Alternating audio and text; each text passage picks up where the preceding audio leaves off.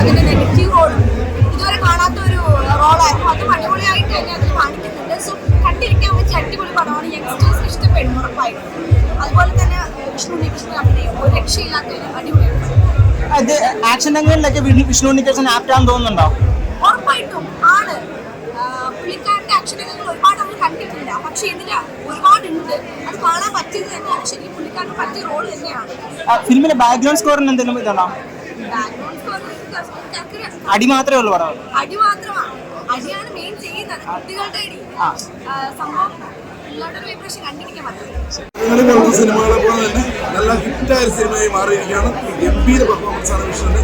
പാട്ടാണെങ്കിലും sentiments ആണെങ്കിലും എല്ലാം ഗംഭീരം. അതുപോലെ ഒരു സ്കൂൾ പശ്ചാത്തലത്തിൽ ചിത്രീകരിക്കുന്ന സിനിമയാണ്. പ്ലസ് ടു വിദ്യാർത്ഥികളുടെ ഒരു എന്താ പറയുക ഒരു സസ്പെൻസ് മൂവിയാണ്. എല്ലാവരും കാണുക. അടിപൊളി സിനിമ.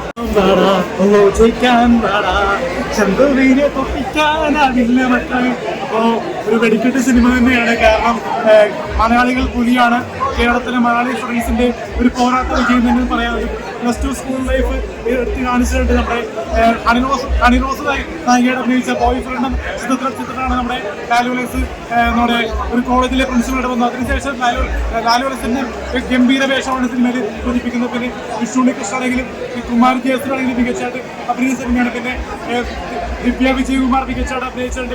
പിന്നെ ലേണയാണെങ്കിലും മികച്ചായിട്ട് അഭിനയിച്ച ത്രില്ലർ സിനിമയാണ്. ഫാമിലി കോമഡി ഫീൽ ഗുഡ് ഒരു മറിക്കേണ്ട ഒരു അടാറുള്ള പോലുള്ള സിനിമകൾ വെച്ച് നോക്കുന്നത് വ്യത്യസ്തം നിറഞ്ഞ സിനിമയാണ്. കാരണം ഒരു കോളേജ് പശ്ചാത്തലത്തിൽ കാണേണ്ട ഒരു മികച്ചൊരു പൊളിറ്റിക്കൽ കറക്ഷൻസ് ഉള്ള സിനിമയാണ്.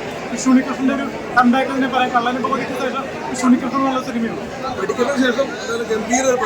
മാത്രമല്ല നമ്മുടെ ബോയ് ഫ്രണ്ടിന് ശേഷം നമ്മുടെ ബിഗ് ബോസ് സാറുണ്ടല്ലോ മണിക്കൂറിനൊക്കെ നല്ലത് വെടിക്കെട്ടാണ്. മലയാളികൾ തീർച്ചയായിട്ടും കാണേണ്ട സിനിമയാണ്. ലാഗടിക്കാൻ നമുക്ക് ബോറടിക്കേണ്ടിരുന്ന് കാണാൻ പറ്റുള്ളൂ.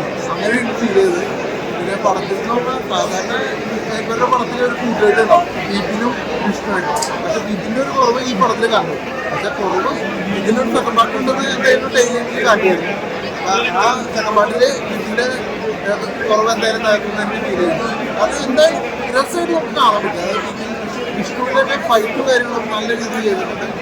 പിന്നെ ലാലുവലക്സ് മുതൽ നല്ല റോൾ ചെയ്തിട്ടുണ്ട്. അതേപോലെ തന്നെ തലയിൽ നല്ല രീതിയിൽ ചെയ്തിട്ടുണ്ട്.